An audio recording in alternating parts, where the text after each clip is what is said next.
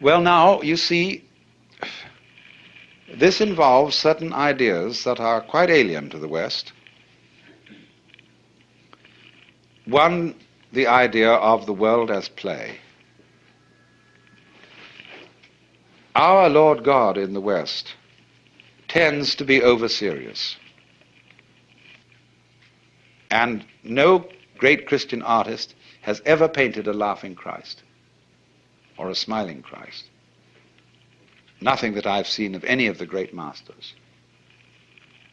Always this figure is tragic and has that sort of look in the eye which says, one of these days you and I have got to get together for a very serious talk.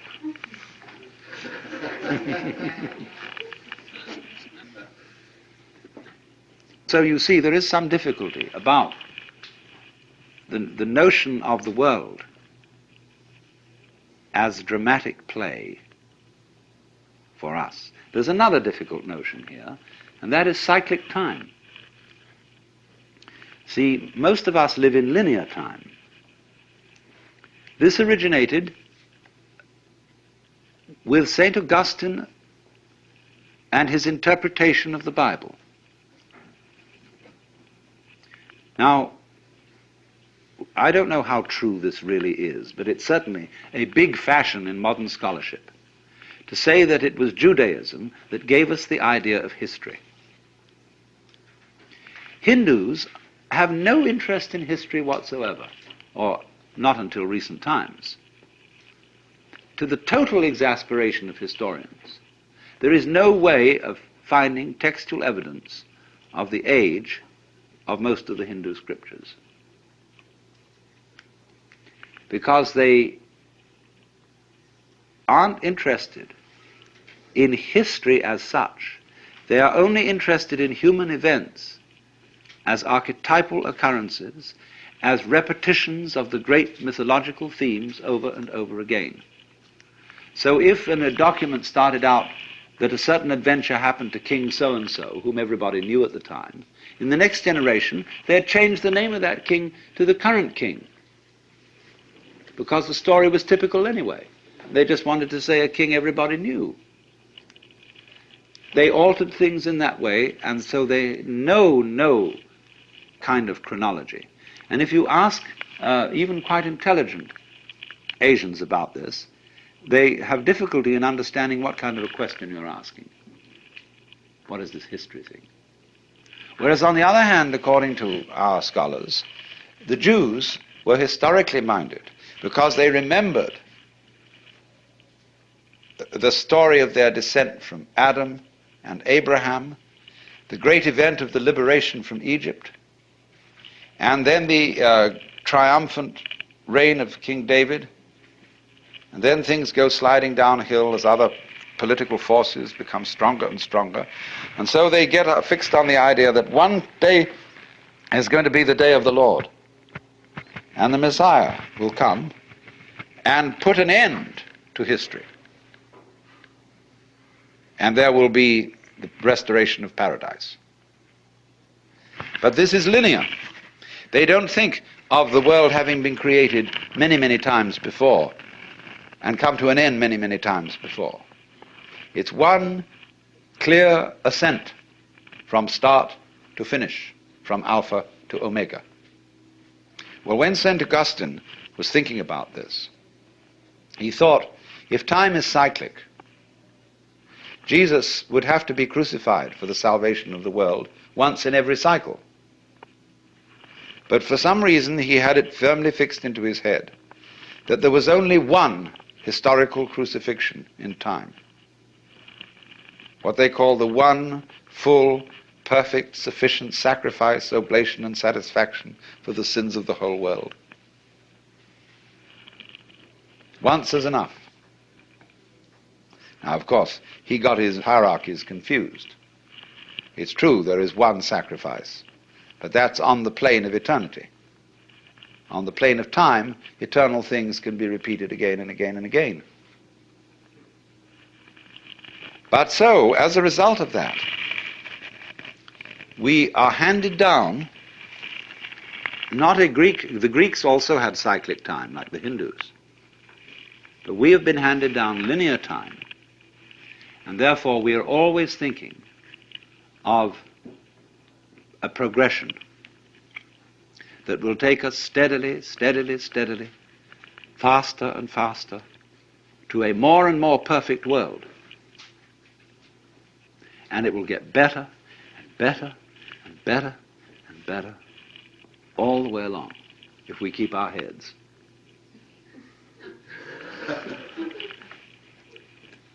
Now, this shows, I think, a rather naive view of human nature. Human beings tend to smash what they create and say, let's do it again.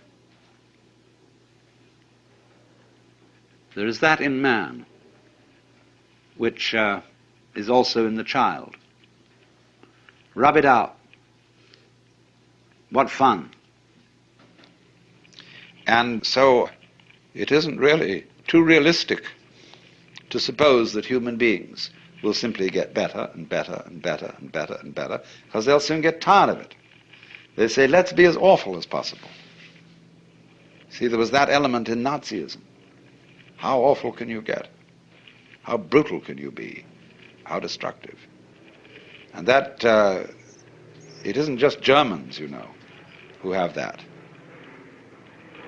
See, we are converting all the living world around us into excrement and pretending it doesn't happen that way.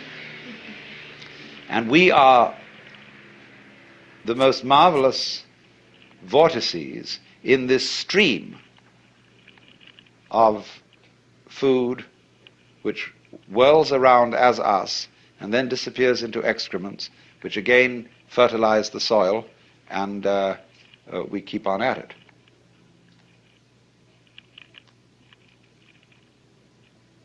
So you see, there is that thing in us, which is represented by Shiva Kali. And it's always there. The Hindu looks at the world with very, very hard-boiled realism in this way, and sees terror and magnificence, love and fury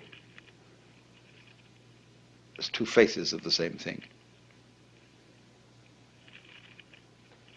And you could say, well, is there any peace possible?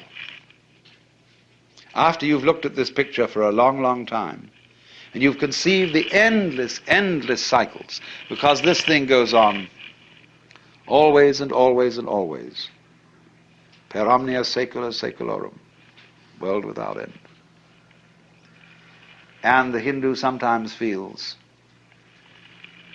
oh, Brahma, don't you ever get tired of it? No, because Brahma doesn't have to remember anything. And you only get tired of things you remember. That's why, from the standpoint of Brahma, there's no time, only an eternal now.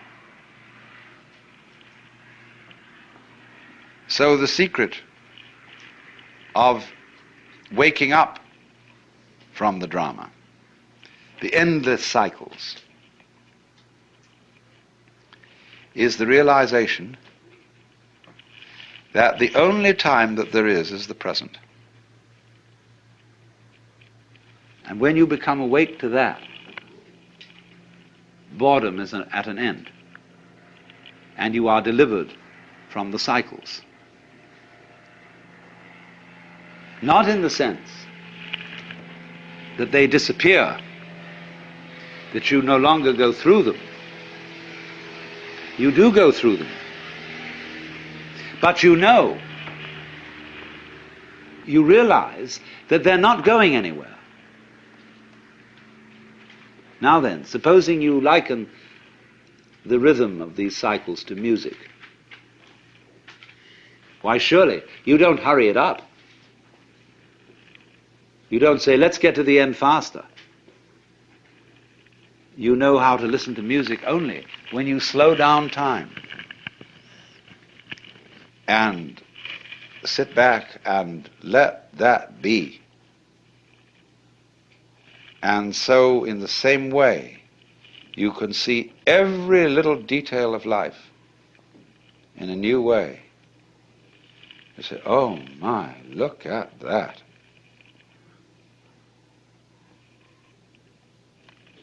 And so one's eyes are opened in astonishment by living totally here and now.